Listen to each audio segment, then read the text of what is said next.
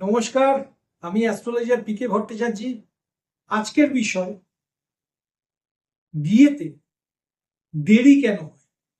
এটা নিয়ে আমাকে অনেকেই প্রশ্ন করেছেন, অনেকেই জানতে চেয়েছেন যে এটা জ্যোতিষশাস্ত্রের গ্রহদোষ নাকি ভাগ্যের বিড়ম্বনা। প্রসঙ্গত বলি, সপ্তম ঘর আমাদের জ্যোতিষশাস্ত্র মতে বিবাহের ঘর। সপ্তম ঘরে যদি কোনো ক্রূর গ্রহের বা নেগেটিভ প্ল্যানেটের দৃষ্টি থাকে, বা সপ্তম ঘরে যদি কোনো এই ধরনের গ্রহ বসে থাকে, সেক্ষেত্রে বিয়ের দেরি হয়। এটা নিয়ে আজকে আমরা মূলত আলোচনা করব, কিভাবে এবং কেন এই কেমিস্ট্রিটা তৈরি হয়। ধরা যাক সপ্তমপতি বা সপ্তমের সঙ্গে সম্পর্কিত গ্রহসমূহ, কেননা কেপি সিস্টেম আছে, বিএনএন সিস্টেম আছে, সেখানে একটু বিষয়টা চেঞ্জ হয়। যারা অ্যাস্ট্রোলজির এবিসিডি বোঝেন তারা জানেন, সেজন্য আমি সম্পর্কিত গ্রহ বললাম। যদি কম্বাস্ট হয়, ডেপ্লিকেটেড হয়, বা 6, 8, 12 কানেকশন করে, সপ্তমের মূল প্ল্যানেট যে প্ল্যানেটটা বিয়ে দেবে বা যে প্ল্যানেটগুলো বিয়েতে ইনভলভ থাকবে, সেক্ষেত্রে অবশ্যই বিয়ে দেরি হবে। এছাড়াও আমরা ট্রাইন জানি, 159, 212। এই ট্রাইনেও যদি এই ধরনের কম্বিনেশন তৈরি হয়, বা ধরা যাক দুটি গ্রহ পাশাপাশি বসে আছে 8 ডিগ্রির মধ্যে, সেক্ষেত্রেও কিন্তু একই প্রভাব পড়বে। এবার গ্রহদের নিয়ে একটু কথা বলি।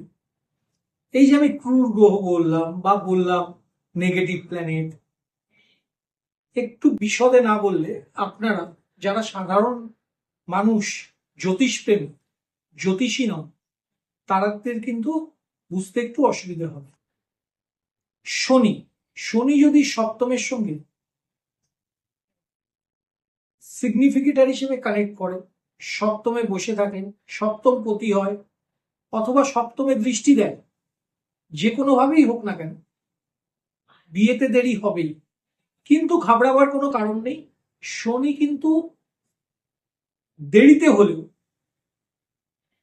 স্টেবল ম্যারেজ দেবে, মানে স্থায়ী একটা বিয়ের জায়গা কিন্তু তৈরি হবে। শুধু বিয়ে হবে না, স্থায়িত্বও বাড়বে। আচ্ছা, ধরা যাক এক্ষেত্রে যদি মঙ্গল থাকে, মঙ্গল যদি 1, 4,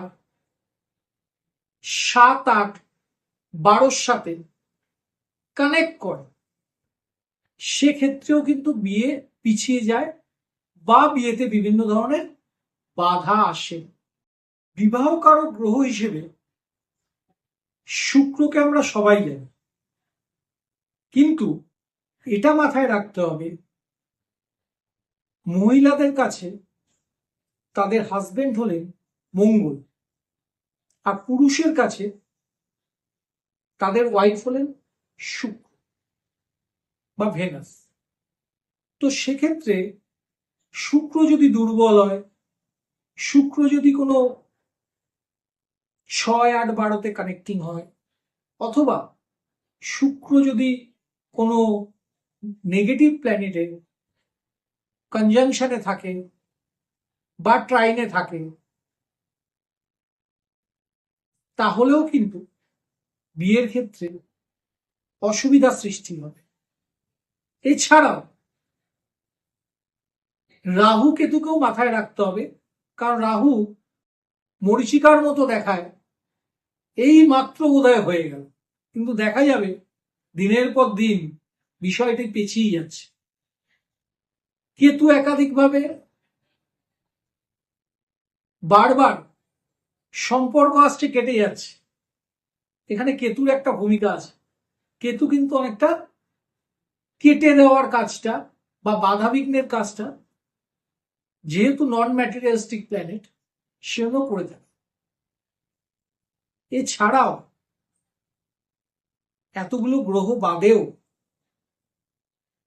এটা মাথায় রাখতে হয়, যে D9 চার্ট বা নবাংশ চার্টে, কেননা আমি সবসময় বলি D1 বা বেসিক চার্ট হচ্ছে গাছের কাণ্ড, আর D9 হচ্ছে তার ফ্রুটস, ফল।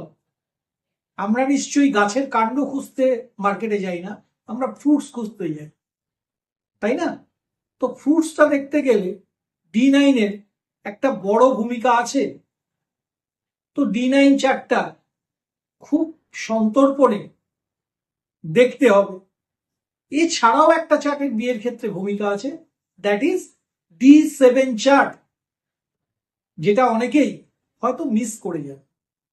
তো D7 চার্টের আপনার সপ্তমের ঘরের যদি কোনো প্ল্যানেট বসে থাকে, অথবা সপ্তমপতি যদি কোনো নেগেটিভ অবস্থানে যায়, সেক্ষেত্রেও একই ঘটনা কিন্তু ঘটবে। অতএব এই জিনিসগুলোকেও আপনাদের যখন জাজমেন্ট করবেন মাথায় রাখতে হবে। এবার শেষ পর্যায়ে একটু কনক্লুশনে চলে আসি। এগুলো ছাড়াও যেগুলো আমি আলোচনা করলাম, পূর্বজন্মের ফলভোগও কিন্তু করতে হয়। দেখা যায় সবকিছু বিদ্যমান, বিয়ে করার সব কানেকশন আছে, তা সত্ত্বেও পূর্বজন্মের কোনো ফল জন্য ক্যারিয়ার করতে এত ব্যস্ত, অথবা পারিবারিক বাধা আসছে, বা কোনো না কোনো বাধা বিপত্তি হয়ে যাচ্ছে, পছন্দ হচ্ছে না একে অপরকে, পাত্রপাত্রীর ক্ষেত্রে বিয়ে কিন্তু ডিলে হচ্ছে। আর সর্বোপরি আমাদের কিন্তু বিংশোত্তরী দশা সিস্টেমটাকে খুব মনোযোগ দিয়ে দেখতে হবে। এটা শেষে বলার কারণ, সবকিছু দেখার পর এই পয়েন্টটাকে কিন্তু আপনার জাস্টিফাই করতে হবে যে ওই দশা সিস্টেমে বিয়ের সাথে কানেক্টিং করছে কিনা।